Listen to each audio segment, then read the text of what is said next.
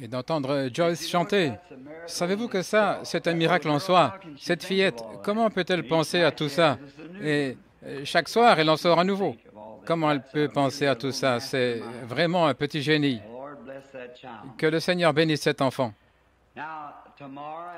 Maintenant, demain à 14h30, au centre funéraire de Charlestown, dans l'Indiana, notre chère sœur qui s'en est allée, sœur Colvin, nous allons lui rendre un dernier hommage au centre funéraire et au lieu de sépulture demain après-midi. Une personne qui, à un moment donné, a vécu comme vous ce soir et qui est passée de l'autre côté du voile comme vous le ferez un jour. Tous ceux qui souhaitent assister au service, eh bien, ils sont les bienvenus. Ça fera certainement beaucoup de bien à la famille Colvin de savoir que le tabernacle ici, l'église qu'ils ont tous fréquentée pendant si longtemps, nous serions heureux que vous veniez. Et je pense que notre cher frère McKinney, qui a prêché aux funérailles de mon frère il y a bien des années, se chargera de la partie principale des funérailles et on m'a demandé de venir le seconder dans ces funérailles. Maintenant, je suis arrivé un peu en retard ce soir. Je mène tellement de choses de front que je ne sais pas quelle direction prendre. Il y a tellement d'appels et des accidents de voiture, des accidents et des gens qui appellent, qui viennent, au point que j'ai quitté Louisville il y a quelques instants pour vite revenir ici, laissant en attente plusieurs visites vraiment pressantes qu'il faudra encore faire ce soir, je pense. Alors, priez pour nous pendant que nous allons de l'avant. Et ce matin, je n'ai pas réussi à aborder mon texte, le chapitre 7 de l'Épître aux Hébreux. Et pendant que nous cherchons ce passage ce soir, je veux annoncer les réunions de frère Graham Snelling, ici sous la tente, au bout de l'avenue Brigham. Si le Seigneur le veut, j'aimerais revenir mercredi soir, et là, nous fixerons un soir pour nous rendre en délégation dans le courant de la semaine. Allez voir frère Graham à la réunion. Il dit qu'il y a bien du monde et il appréciera notre venue pour apporter cette aide. Frère Graham Snelling, ceux d'entre vous qui assistent aux réunions ou qui aimeraient y assister, c'est juste ici au bout de l'avenue Brigham. Tout le monde peut vous dire où c'est, au bout des terrains de jeu. La tente se trouve là. Il apprécie votre collaboration. En effet, nous, en tant que tabernacle, nous nous sommes engagés à collaborer avec lui à 100%. C'est pour ça que nous essayons de l'aider.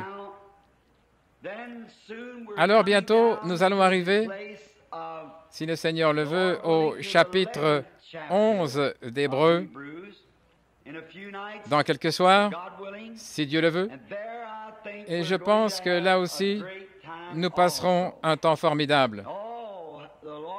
Oh, ce matin, le Seigneur nous a bénis d'une manière merveilleuse.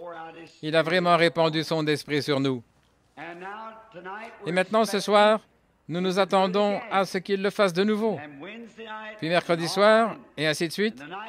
Et les soirs que je manquerai, frère Neville sera ici pour prendre la relève si je suis à l'extérieur. Je ne sais jamais ce que je vais faire.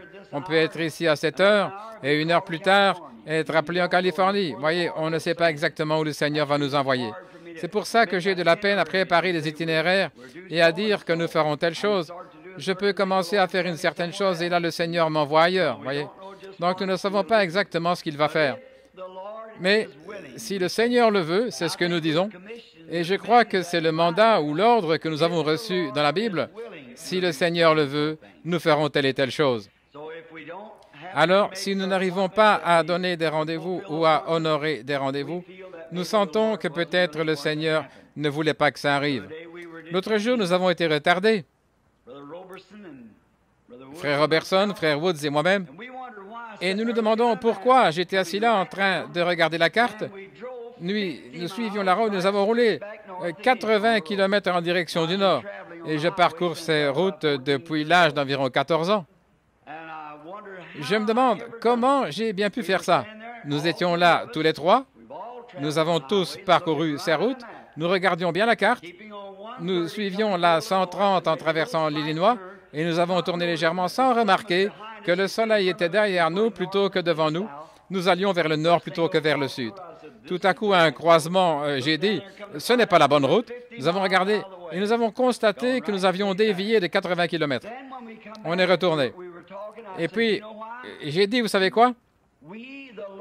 Le Seigneur nous a peut-être fait faire ce détour pour nous éviter un horrible accident ici quelque part.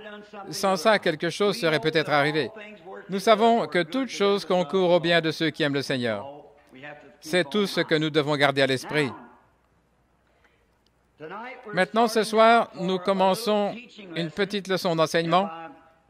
Là, je ne pense pas que nous y arriverons ce soir. Peut-être, c'est le grand chapitre d'enseignement sur la dîme pour l'Église. Et c'est un grand sujet. Nous pourrions rester là-dessus pendant des semaines et des semaines, rien que sur ce point-là, comment Abraham, qui a payé la dîme à Melchisédek, et voir si c'est essentiel. Est-ce que ce ventilateur incommode quelqu'un? Préférez-vous qu'on l'arrête? Si ça incommode quelqu'un, si ça vous souffle dans le visage, ou levez simplement la main ou envoyez un des huissiers pour qu'il puisse l'arrêter. Je veille à ce qu'il ne souffle pas sur moi. J'ai chaud et je me mets à transpirer et alors tout de suite, je suis enroué. Donc, c'est sur vous. Ça ne va pas du tout me déranger. Nous voulons que vous soyez bien à l'aise. Nous allons essayer de ne pas prendre trop de votre temps. Sans tarder, nous allons directement dans la parole. Et avant, parlons un instant à l'auteur. Notre Père céleste, nous ne savons pas ce qu'il y a en réserve. Mais tout ce que nous savons, et nous sommes persuadés, c'est que de bonnes choses nous attendent. Car il est écrit, ce que l'œil n'a point vu, ce que l'oreille n'a point entendu, ce qui n'est point monté au cœur des hommes, c'est ce que Dieu réserve à ceux qu'il aime. Nous te prions d'ouvrir les écluses du ciel ce soir dans ta maison du trésor et de nous donner ta parole, ce qui sera quelque chose d'approprié, quelque chose pour augmenter notre foi de chrétien et à nous rendre plus solides dans l'Évangile que ce que nous étions en entrant ici. Accorde le Père. Puisse le Saint-Esprit prendre la parole de Dieu et la transmettre à chaque cœur selon nos besoins. Au nom de Jésus, nous prions, ton Fils bien-aimé. Amen.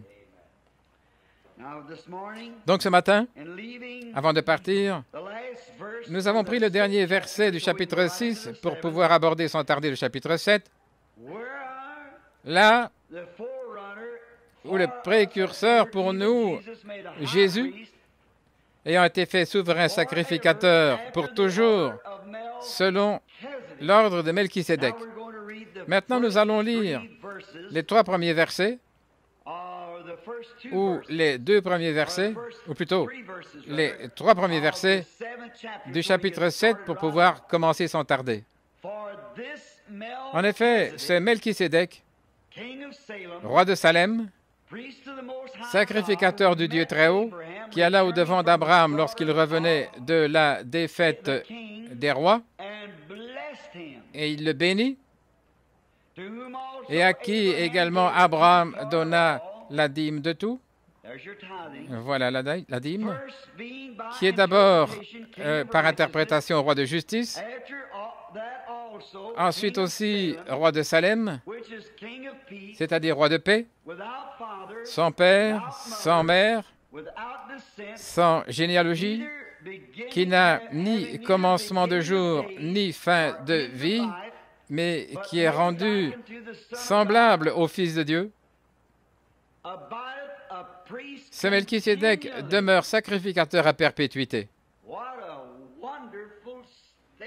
Et quelle merveilleuse déclaration. Maintenant, nous allons devoir retourner dans l'Ancien Testament pour déterrer ces précieuses pépites. Et oh, comme je les aime. Vous savez, là-bas en Arizona, autrefois, nous faisions de la prospection. Nous allions sur un terrain propice, M. McAnally et moi-même. Nous voyions un endroit où il y avait comme des petits fossés ou des petits passages où l'eau pouvait s'écouler, ce qu'ils appellent des ravines. Il me faisait m'accroupir, frotter le sable et souffler dessus, et encore le frotter, et puis souffler dessus. Et je me demandais pourquoi il faisait ça. Il se trouve, vous voyez, quand on souffle, le sable, c'est léger. Et tout, même le plomb, est plus léger que l'or. L'or est plus lourd que le plomb. Alors quand on souffle, tous les autres métaux, le sable, la terre s'envolent, mais l'or reste sur le sol. Par conséquent, si on a là des lavures qui viennent de plus haut, ça montre qu'il y a une veine d'or quelque part plus haut. La pluie en a détaché des parcelles. Et donc là, on prend les pioches et tout, et on creuse presque toute la colline pour essayer de trouver cet or. On fore le sol, on creuse, on fait sauter ça à la dynamite, on continue à creuser des puits, à descendre jusqu'à trouver le filon principal. C'est ce qu'on appelle faire de la prospection.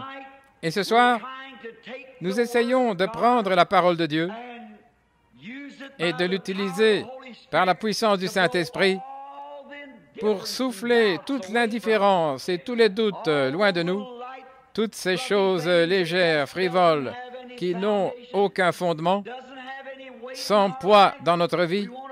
Nous voulons souffler tout ça au loin afin de trouver ce glorieux filon. Ce filon, c'est Christ. Et maintenant, que Dieu nous aide alors que nous lisons et étudions sa parole. Dans les 3 derniers chapitres que nous avons vus, dont nous avons parlé, nous avons entendu parler ici et là de Melchisédek. Maintenant, je pense que Paul donne la bonne interprétation, car ce Melchisédek, roi de Salem, et n'importe quel spécialiste de la Bible sait que Salem était anciennement Jérusalem, était anciennement appelé Salem. Et il était le roi de Jérusalem. Observez-le.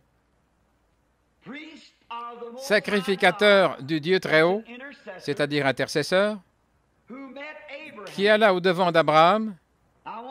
Je veux examiner sa généalogie, ce grand homme, pour que premièrement vous sachiez qui il est, après quoi nous continuerons le récit. Lorsqu'il revenait de la défaite des rois, qui le bénit, et à qui Abraham donna la dîme, d'abord par interprétation, roi de justice. Maintenant, observez, justice. Maintenant, on a sa propre justice, on a la justice fabriquée, on a la justice pervertie, on en a de toutes sortes, mais il y a une seule vraie justice, et cette justice-là vient de Dieu, et cet homme était le roi de justice. Qui pouvait-il bien être? Donc, il était le roi de justice, le roi de Jérusalem, le roi de justice, le roi de paix. Jésus a été appelé le prince de la paix. Et un prince, c'est le fils d'un roi. Alors, comme cet homme était le roi de paix, il devait donc être le père du prince de paix. Vous saisissez? Maintenant, voyons, examinons un peu plus sa généalogie pour voir où nous allons, qui est sans père. Or, Jésus a eu un père, le croyez-vous? Bien sûr que oui.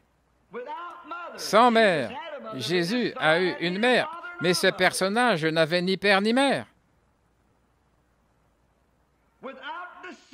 Sans descendance. Il n'avait jamais eu d'ancêtre dont il soit descendu, pas de généalogie, il avait toujours existé. Sans généalogie, qui n'a ni commencement de jour, il n'a jamais eu de temps où il a commencé, ni fin de vie. Ça ne pouvait être que Dieu. Personne d'autre que lui. Maintenant, si vous remarquez, alors que nous lisons les versets suivants, qui est d'abord roi de justice, par interprétation de son nom, ce n'est pas celui que je voulais, le verset 3, ni fin de vie, mais qui est rendu semblable au Fils de Dieu. Or, il n'était pas le Fils de Dieu, car s'il avait été un fils, il aurait eu un commencement.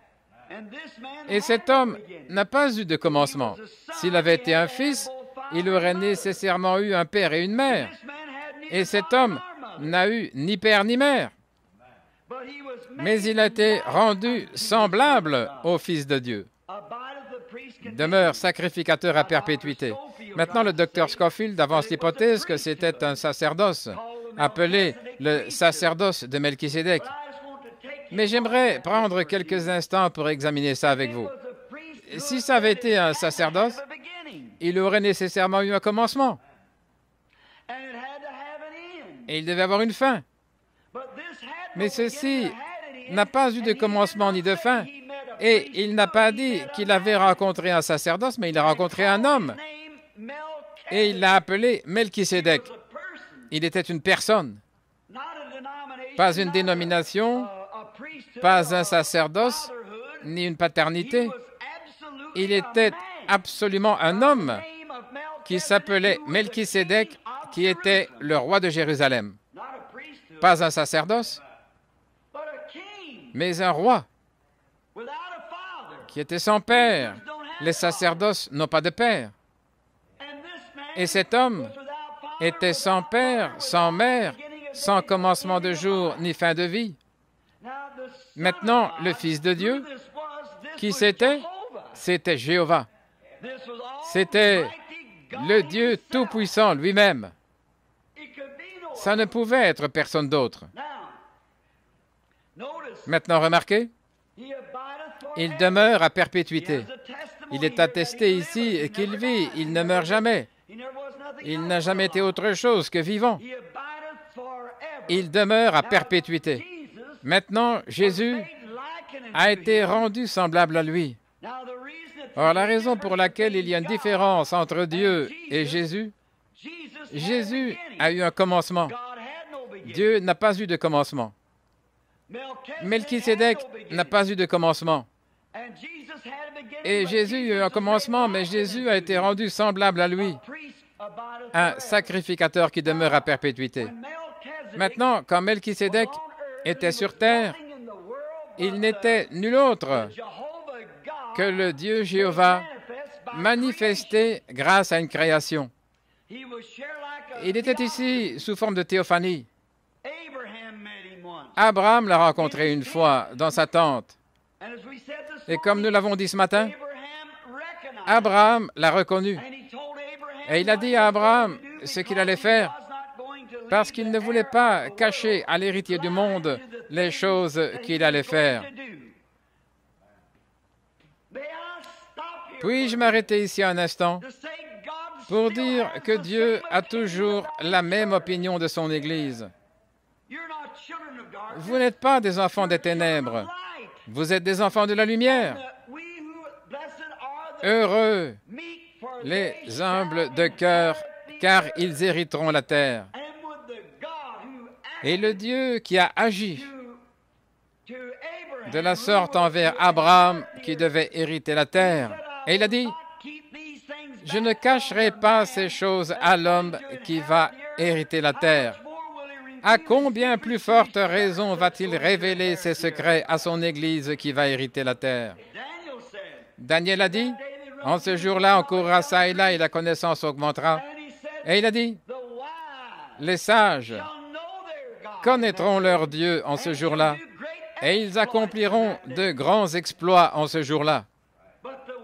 Mais les méchants ne connaîtront pas le Dieu du ciel. Ils le connaissent sous une certaine forme et dans des rites, comme on l'a vu dans notre première leçon, mais ils ne le connaissent pas par le moyen de la perfection. Et Dieu peut seulement agir à travers la perfection parce qu'il est parfait. Béni soit son nom. Le canal à travers lequel Dieu agit doit être parfait parce qu'il ne peut agir qu'à travers la perfection, rien d'autre. Il ne peut avoir de tâche en aucune manière. Et c'est d'ailleurs pour ça que Jésus est venu ôter nos péchés, afin que nous soyons amenés à la perfection pour que Dieu puisse agir à travers son Église. Voilà le secret. Voilà ce à quoi le monde est aveugle.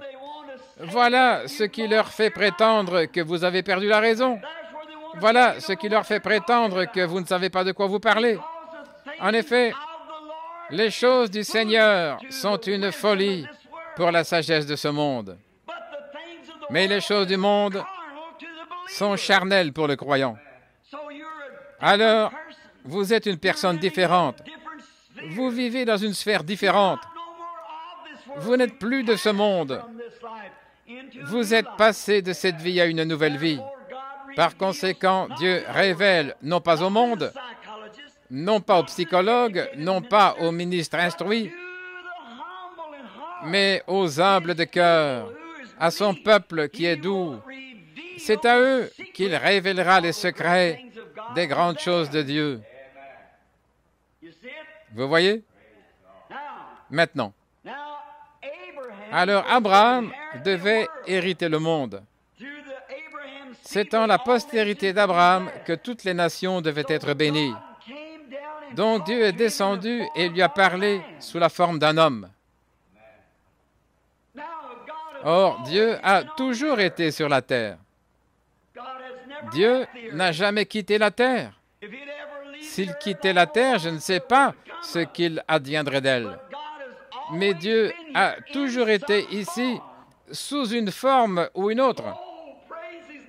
Oh, que son nom soit loué. À leur sortie d'Égypte, il était avec les enfants dans le désert sous la forme d'une lumière. Il a parlé à Abraham sous la forme d'un homme. Il a parlé à Moïse sous la forme d'un homme. Il a parlé à l'Église sous la forme d'un homme, son Fils Jésus-Christ. Et il parle par son Église aujourd'hui, par l'Église ointe du Dieu vivant, par des vases d'argile. Vous êtes les sarments, je suis le cep. Dieu parle encore aujourd'hui. Et le monde ne voit Jésus que dans la mesure où vous le leur présentez. C'est comme ça que le monde voit. Vous êtes des lettres écrites, lues de tous les hommes. Votre vie témoigne de ce que vous êtes. Donc voilà Abraham en route, revenant de là-bas. Nous allons retourner lire à son sujet pendant quelques instants. Dans le livre de la Genèse, je crois que c'est au chapitre 14 de la Genèse. Oh, quelle belle histoire on a ici. Maintenant, nous connaissons tous Abraham. Nous savons que Dieu l'a appelé hors de Chaldée et de la ville d'Ur et lui a dit de se séparer de ses associés. Quand Dieu appelle des hommes et des femmes, il appelle à une séparation. Maintenant, c'est ça le problème avec les églises aujourd'hui. Elles ne veulent pas se séparer des incroyants charnels. C'est pour ça que nous ne pouvons plus avancer. Nous entrons dans ce courant charnel et nous disons « Oh, Jim est un bon gars, même s'il boit. Et je vais avec lui au billard, mais je ne joue pas au billard. Je vais avec elle à la fête. Ils font des plaisanteries grossières et tout, mais pas moi. Sortez du milieu d'eux. » C'est vrai. Séparez-vous. Ne touchez pas à leurs choses impures et je vous accueillerai, dit le Seigneur. Ne vous mettez pas sous un joug avec les infidèles, avec eux sous un joug étranger. Ne le faites pas, séparez-vous. Et Dieu a appelé Abraham à se séparer de toute sa parenté et à marcher avec lui. Frères, parfois, ça signifie quitter une église. C'est ce que ça a signifié pour Paul. Il a dû quitter son église. C'est ce que ça a signifié pour beaucoup. Parfois, cela signifie quitter la maison. Parfois, ça signifie quitter père et mère et tout abandonner. Je ne dis pas que c'est ce qui arrive chaque fois, mais parfois, c'est ce qui arrive. Ça signifie que vous devez enlever tout ce qu'il y a entre vous et Dieu et marcher avec lui seul. Oh, cette douce communion bénie, cette communion avec lui que vous avez quand vous vous séparez des choses du monde et des croyants charnels qui se moquent de vous et que vous marchez seul avec Christ. Que de fois j'ai remercié Dieu. Il a dit, « Je vous donnerai des pères et des mères dans le siècle présent. Je vous donnerai des amis et des associés. Je ne vous délaisserai point, je ne vous abandonnerai point. Même si le monde entier vous tournait le dos, moi je ferai route avec vous jusqu'au bout du chemin. » Quel privilège béni! L'homme est invité à relever ce défi, à suivre le Seigneur Jésus, à se séparer de tous ses associés charnels pour suivre le Seigneur. Si des gens semblent ne pas se conduire correctement et ne pas bien se présenter comme chrétiens, mais qu'au contraire, ils aiment les choses charnelles, le mieux est que vous cherchiez tout de suite un autre partenaire. C'est vrai. Et si personne ne veut marcher avec vous, il y a quelqu'un qui a promis de marcher avec vous. C'est le Seigneur Jésus béni. Lui, il marchera avec vous. Dieu a dit à Abraham, « Sépare-toi. » Et Abraham, tout humain qu'il était, il a pris avec lui son papa, il a pris avec lui le fils de son frère, son neveu, tous accrochés à lui, et Dieu ne l'a jamais béni tant qu'il n'a pas fait ce que Dieu lui avait dit de faire. Je ne dis pas que vous n'êtes pas chrétien. Ça, non, je ne rejette personne du christianisme, mais je dirais ceci. Si Dieu vous a dit de faire quelque chose, il ne vous bénira jamais tant que vous ne l'aurez pas fait.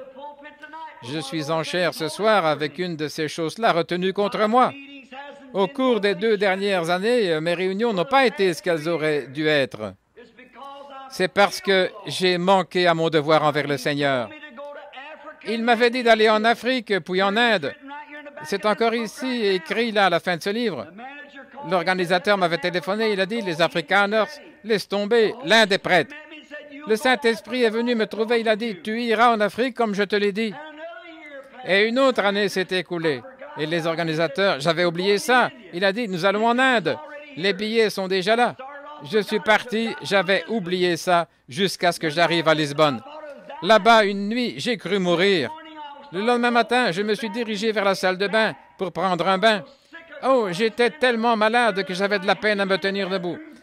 Cette lumière était là, suspendue dans la salle de bain. Il m'a dit, je t'avais pourtant dit d'aller d'abord en Afrique.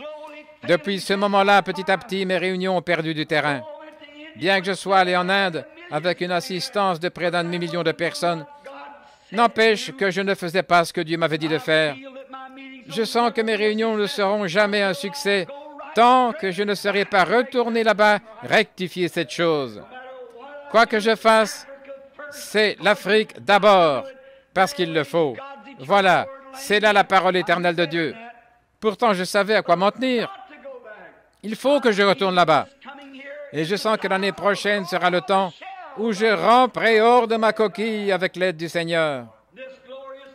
Ce vieil évangile glorieux, il a grandi doucement comme un chêne, mais je crois qu'il est maintenant sur le point d'étendre ses branches. Je le crois, que ce grand message et cette grande chose, je crois que le Seigneur va nous faire secouer de nouveau le monde pour la gloire de Dieu.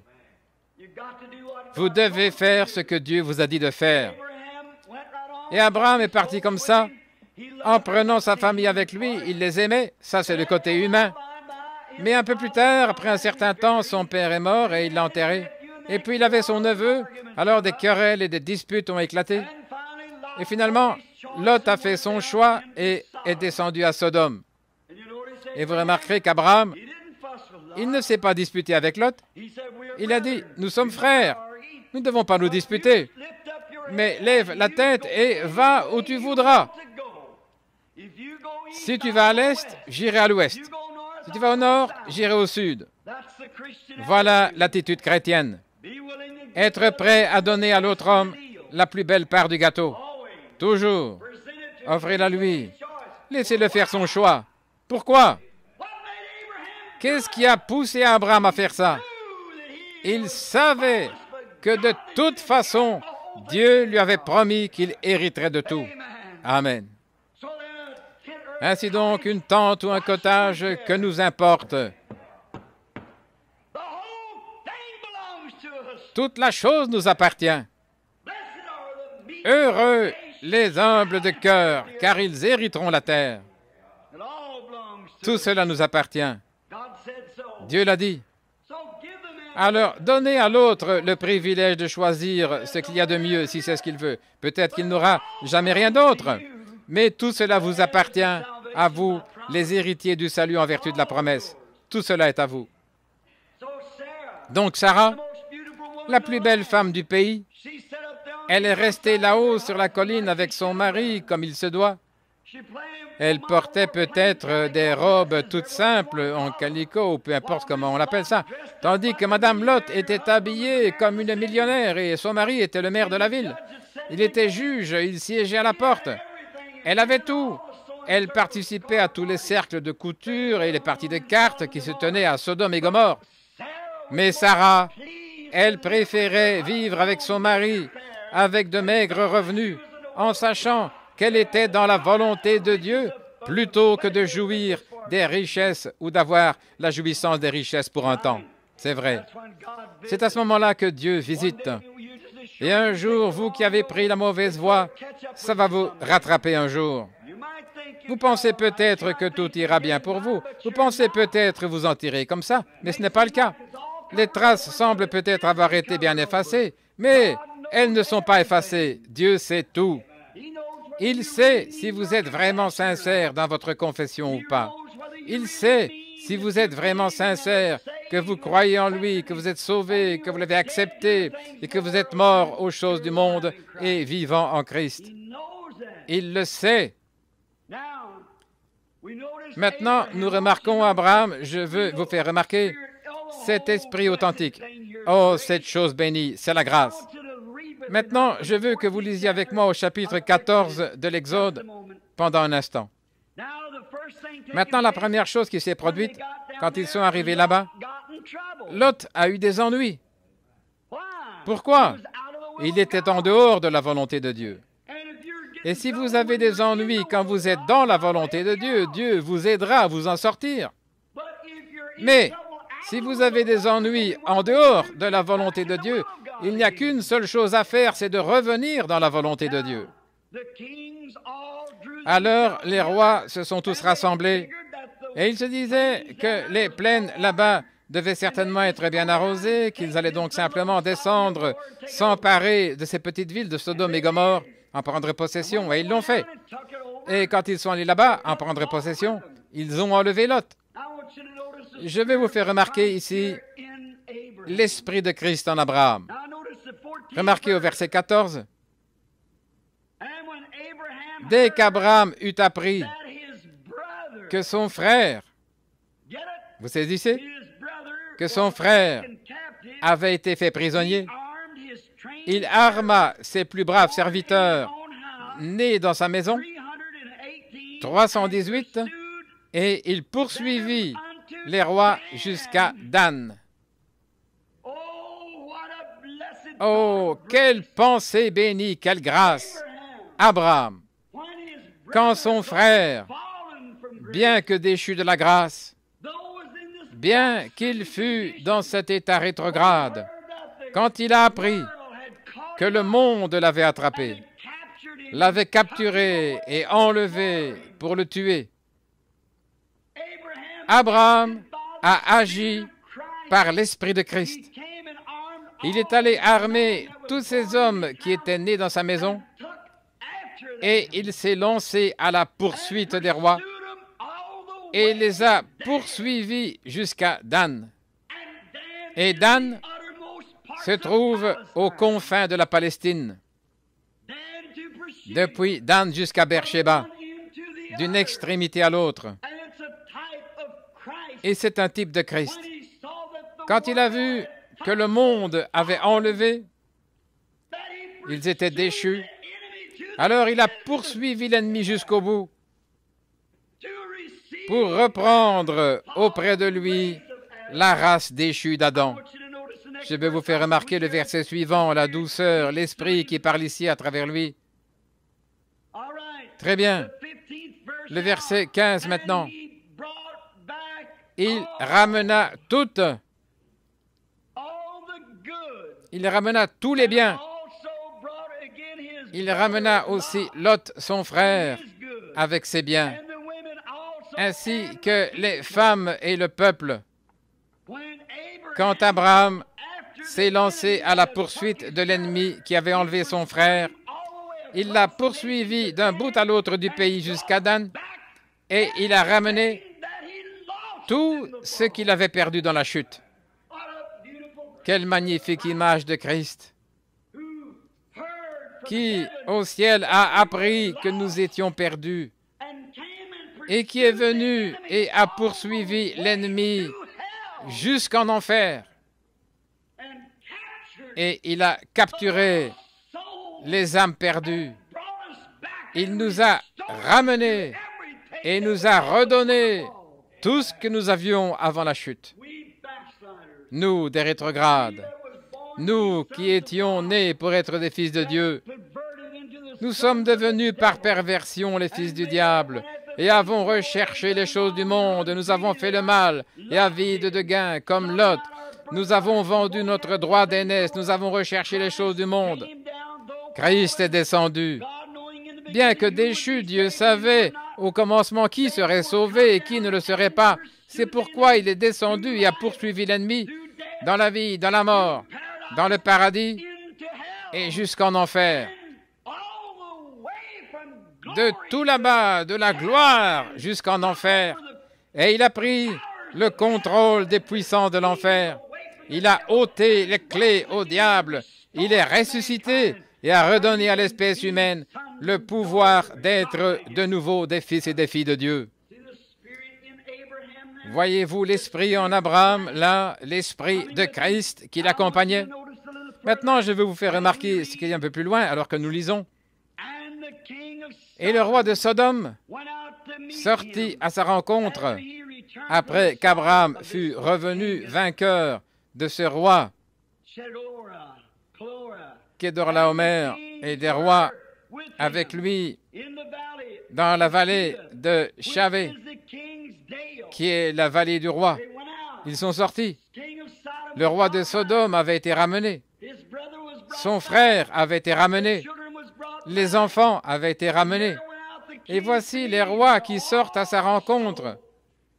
Et aussi, voici ce que je veux dire. Le message maintenant. Regardez ici. Et Melchisédek, roi de Salem, roi de Jérusalem, roi de paix,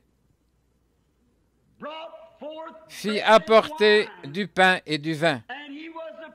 Il était sacrificateur du Dieu très haut. Il bénit Abraham et dit, « Béni soit Abraham par le Dieu très haut, maître des cieux et de la terre. » Melchisédek, le roi de Salem, s'est aussi présenté lui-même parmi les autres rois. Et remarquez, la bataille était terminée. L'Esprit de Dieu en Abraham, l'Esprit de Christ, avait ramené son frère déchu, puis lui avait rendu sa situation légitime. Tout ce qu'il avait perdu, il l'avait ramené. Et à ce moment-là, il a apporté du pain et du vin. La communion. Ne voyez-vous pas qui était ce Melchisédek? C'était Dieu. Il a apporté la communion après la bataille. Maintenant, prenons aussi Matthieu 26, 26 en vitesse et voyons ce que Jésus a dit à ce sujet. Dans l'évangile de Matthieu, le chapitre 26, et aussi le verset 26, nous voulons lire un peu ici. Très bien. Matthieu 26, 26. Là-dessus, Jésus alla avec eux dans un lieu appelé Golgotha. Golgotha, ou Gethsémane, je veux dire. Et il dit à ses disciples, « Asseyez-vous ici pendant que je m'éloignerai pour prier. » Je crois que j'ai le mauvais passage. Matthieu, le verset 26 du chapitre 26. Si quelqu'un l'a, lisez-le pour moi, si vous pouvez le trouver, un instant. C'est un très beau type ici. Je ne veux pas que vous le manquiez.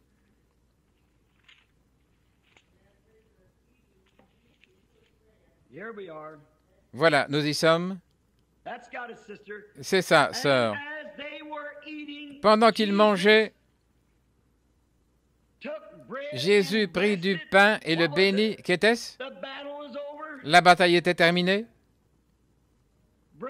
Il le rompit et le donna à ses disciples en disant, « Prenez et mangez, ceci est mon corps. » Vous voyez ce Melchisédek? Des centaines d'années plus tôt, quand il était allé au-devant d'Abraham, une fois la bataille terminée, il avait donné du pain et du vin. Et ici, Jésus donne aux disciples, une fois sa dure bataille terminée, il leur a donné du pain et du vin. Regardez bien. Regardez bien la venue future. Il prit ensuite une coupe et après avoir rendu grâce, il la leur donna en disant, « Buvez-en tous, car ceci est mon sang, le sang du Nouveau Testament, qui est répandu pour les péchés et la rémission des péchés. Je vous le dis, je ne boirai plus désormais du fruit de la vigne jusqu'au jour où j'en boirai de nouveau avec vous dans le royaume de mon Père. » Nous sommes dans la bataille maintenant. Nous sommes à la recherche de notre frère déchu, que Dieu, avant la fondation du monde, avait vu et prédestiné à la vie éternelle. Et les choses du monde l'ont pris dans un tourbillon. Il fréquente les associations et les gens de la haute société, lui et sa femme, dans les rues, fumant, buvant, prenant du plaisir, essayant de trouver la paix. Et l'Esprit de Christ en nous, comme c'était le cas avec Abraham, nous fait partir à sa recherche. Avec toutes les armes de Dieu, les anges de Dieu qui campent tout autour, nous partons pour ramener notre frère déchu. Et quand la bataille sera enfin terminée, nous rencontrerons de nouveau Melchisédek. Dieu soit béni, qui a béni Abraham là-bas, lui a donné la bénédiction et lui a donné du pain et du vin à la communion. Et quand la bataille sera terminée, nous le rencontrerons. Nous qui sommes les héritiers de la promesse d'Abraham, co-héritiers de Christ dans le royaume, nous nous rencontrerons au bout de la route et nous prendrons le pain et le vin de nouveau quand la bataille sera terminée. Qui est ce Melchisédek?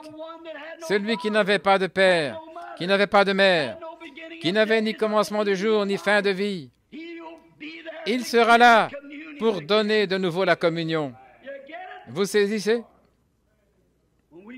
Quand nous nous approchons certains soirs, que nous nous réunissons et que nous recevons des mains des ministres la communion, cela représente que nous croyons à la mort, l'ensevelissement et à la résurrection du Seigneur Jésus, que ce voile son corps dans lequel, lui, Dieu, était voilé. Nous prenons cela, ce qui représente que nous sommes morts aux choses du monde et nés de nouveau de l'Esprit.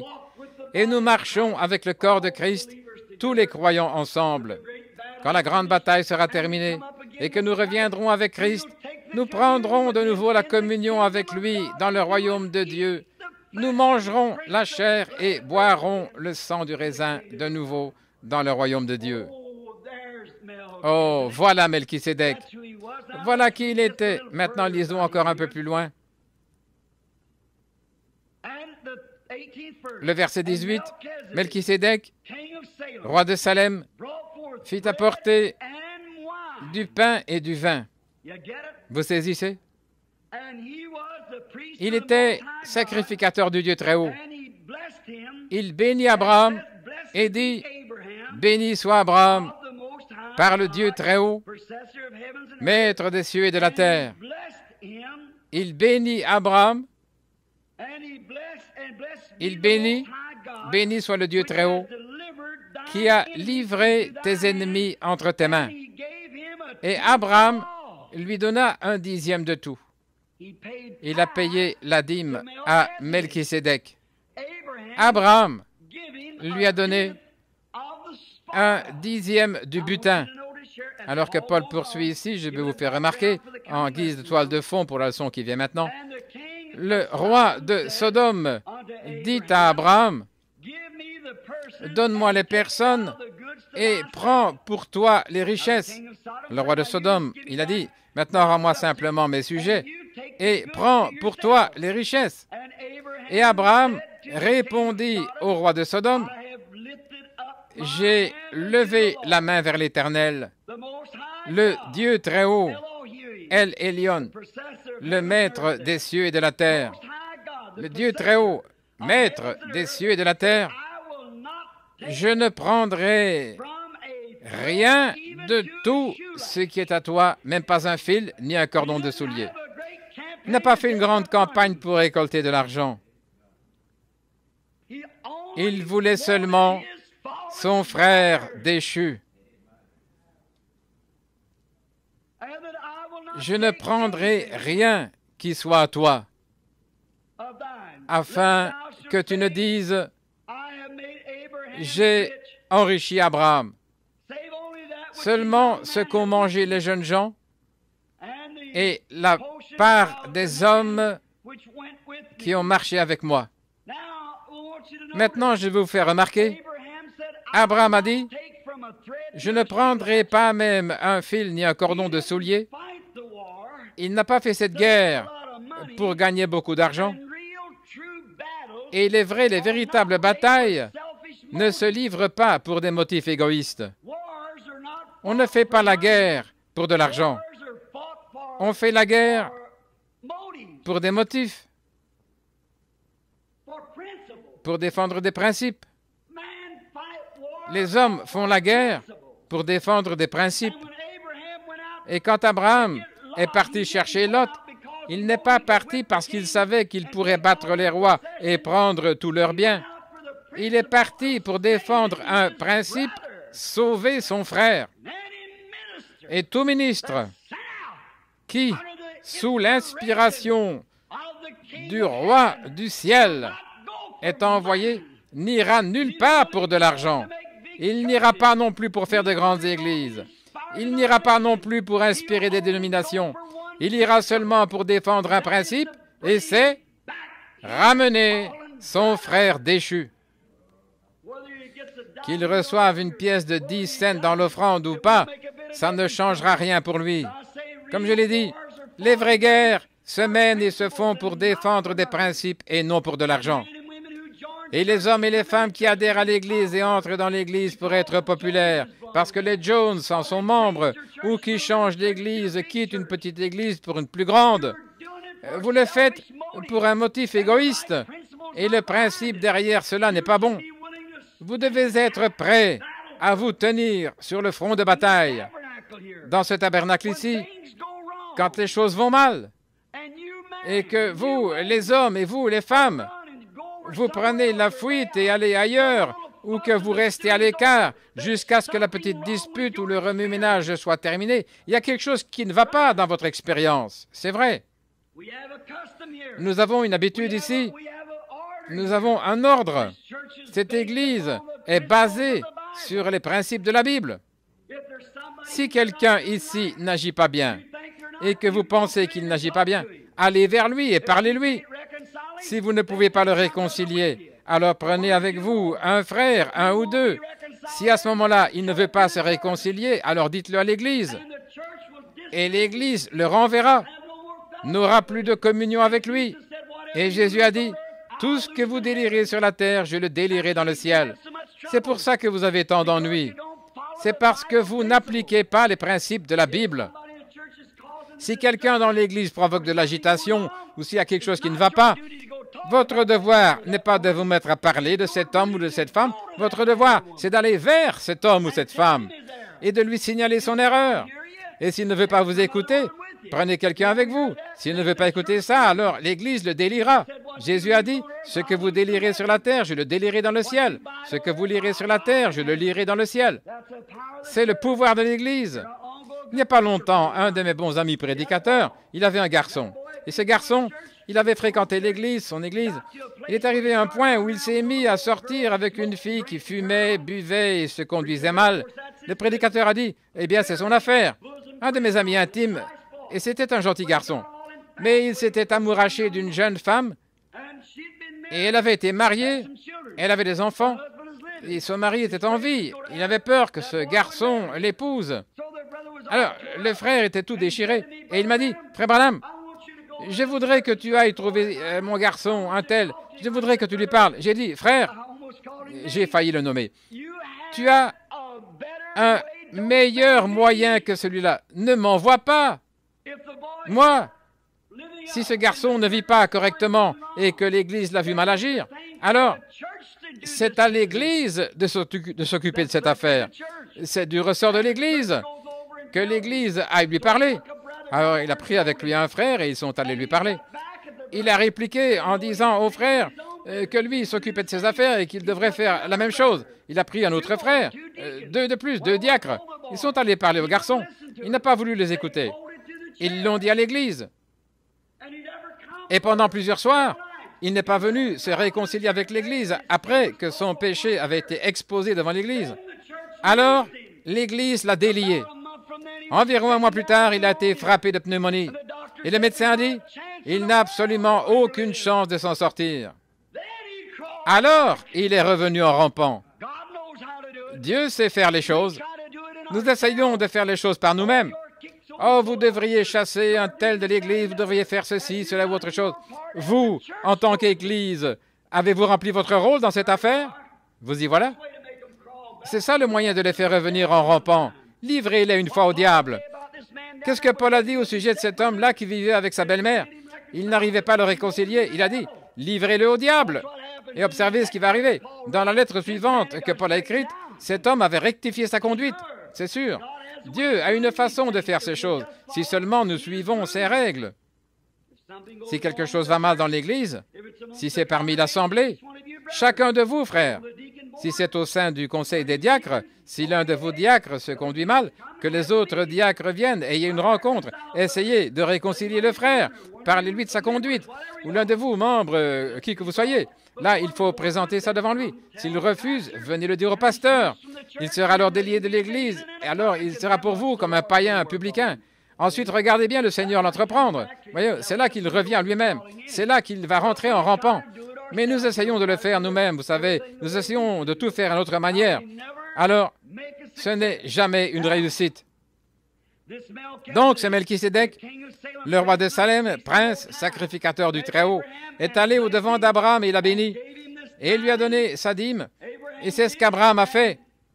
Il était le roi de Salem et il a fait apporter du pain et du vin, la communion, qu'il a donné à Abraham après qu'il ait remporté la bataille, qu'il ait récupéré ses hommes. Donc toutes les guerres, comme j'ai dit, sont menées pour défendre des principes. Alors si vous avez une petite guerre à l'Église, il faut que ce soit pour le bon principe. Vous devez vous battre pour la bonne cause. Et c'est ce que chaque membre de l'Église est censé faire. Maintenant, cet enseignement, c'est pour l'Église. C'est pour ça que nous sommes ici. C'est pour ça que je me tiens ici. C'est pour ça qu'il y a la parole de Dieu. C'est pour l'Église. Ne laissez jamais rien entraver cette Église. Si quelque chose arrive, vous êtes coupable, chacun de vous. Et vous, dans vos différentes églises, si quelque chose va mal dans votre Église, vous êtes coupable parce que vous êtes surveillant de cette Église. Ce n'est pas l'affaire du pasteur, ce n'est pas l'affaire du conseil des diacres, c'est à vous, en tant qu'individu, d'aller vers ce frère et de voir si vous pouvez l'amener à se réconcilier. Sinon, alors prenez avec vous 2 ou 3 personnes et revenez. S'il ne veut pas écouter, dites-le à l'Église. Alors, il est renvoyé du royaume de Dieu. Dieu a dit, si vous le renvoyez là-bas, je le renverrai ici, si vous avez suivi cet ordre. Alors il lâchera le diable sur lui pour la destruction de sa chair. Et là, il reviendra. C'est vrai. C'est le moyen de le faire revenir. Si c'est un enfant de Dieu, il reviendra. S'il n'en est pas un, eh bien, il continuera comme ça. Et ensuite, le diable l'enverra en son lieu éternel. Maintenant, les motifs du geste, si c'est juste pour vous en prendre à quelqu'un, ça c'est autre chose. Mais si l'homme est coupable, et Lot était allé là et avait rétrogradé, il était hébreu, mais il était allé là-bas, il était rétrograde, il avait été sous la grâce, mais il en était déchu. Et quand il est allé, et Lot était sauvé, n'allez jamais penser que Lot n'était pas sauvé, il l'était. Parce que pendant tout le temps qu'il s'est trouvé au mauvais endroit, la Bible dit que les péchés de Sodome tourmentaient journellement son âme juste. Maintenant, sa chair faisait une chose. Et quelle a été la fin de Lot? Il a amené plus de déshonneur. Sa femme est devenue une statue de sel. Il avait eu des enfants de ses filles. Donc, vous voyez quel déshonneur cela a amené, parce qu'il était déchu de la grâce et qu'il ne s'est jamais rétabli. Alors Dieu a dû le retirer de la terre. Mais c'était néanmoins un frère déchu. Et Abraham a fait tout ce qu'il a pu pour le ramener. Et l'esprit qui était en Abraham, c'est l'esprit de Christ qui est dans l'Église aujourd'hui. Peu importe ce que le frère a fait, vous ferez tout ce que vous pouvez pour le ramener dans la communion de Christ. Peu importe ce qu'il a fait, vous essayerez fort. Maintenant, nous voulons encore remarquer ici, en continuant notre leçon sur ce Melchisédek, grand sacrificateur de Salem et possesseur des cieux et de la terre, donc qui est d'abord sans père, sans mère, sans généalogie, qui n'a ni commencement de jour ni fin de vie, mais qui a été rendu semblable au Fils de Dieu. Ce Melchisédek demeure sacrificateur à perpétuité. Maintenant, remarquez, il n'était pas le Fils de Dieu. Il était le Dieu du Fils. Il n'était pas le Fils de Dieu. Melchisédek ne l'était pas, mais il était le Père du Fils de Dieu. Or, ce corps qu'il avait, il l'avait créé. Ce corps n'était pas venu par une femme. Donc, avec ce corps créé, il ne pouvait pas, c'était un corps qu'il avait fait lui-même pour se révéler. Personne ne peut jamais voir Dieu. Dieu est esprit. Les yeux mortels ne voient pas ces choses, à moins que ce soit sous une forme de colonne de feu ou autre chose, sous la forme d'un être qu'ils ont vu en vision. Mais Dieu doit se révéler d'une certaine façon. Et Dieu s'est révélé à Abraham sous la forme d'un homme. Il s'est révélé à Moïse sous la forme d'un homme. Il s'est révélé aux enfants d'Israël sous la forme d'une colonne de feu. Il s'est révélé à Jean-Baptiste sous la forme d'une colombe. Vous voyez? Il s'est révélé sous ces formes-là. Quand il s'est révélé sous la forme d'un homme, en tant que roi de Salem, de Jérusalem, non pas la Jérusalem terrestre, mais de la Jérusalem céleste. Il s'est révélé sous cette forme-là. Il a été rendu semblable au Fils de Dieu. Or, le Fils de Dieu devait venir par une femme pour être créé ici par le sein d'une femme, parce que c'est par ce moyen qu'était venue la mort. Et il ne pouvait pas venir par création comme ce que Dieu avait fait au commencement. Quand Dieu a fait l'homme au commencement, la femme n'a rien eu à voir là-dedans. Dieu a simplement dit qu'il y ait. Et un homme est sorti de la poussière. Il l'a appelé, sans qu'aucune femme ait eu quoi que ce soit à voir. Mais la femme, à ce moment-là, elle était dans l'homme. Et Dieu a tiré la femme du côté d'Adam. Pas vrai? Et c'est là que les femmes ont commencé à donner naissance aux hommes par le sexe. Alors le seul moyen pour Dieu, il ne pouvait pas venir sous la forme de cette théophanie, il ne pouvait pas venir en tant que Melchisédek, il devait venir en tant qu'homme et il devait venir par la femme. Ta postérité écrasera la tête du serpent et sa tête te blessera le talon. Vous saisissez?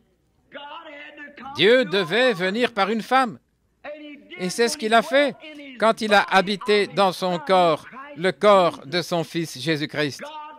Dieu était en Christ, réconciliant le monde avec lui-même. Et il a offert son propre sang comme sacrifice.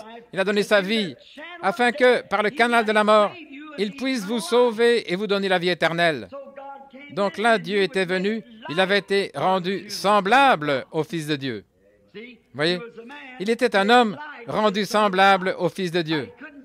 Or, il ne pouvait pas être le Fils de Dieu, parce que cet homme est éternel. Le Fils de Dieu a eu un commencement, il a eu une fin. Il y a eu un moment où il est né, il y a eu un moment où il est mort. Il a eu un commencement et une fin. Il a eu un père et une mère.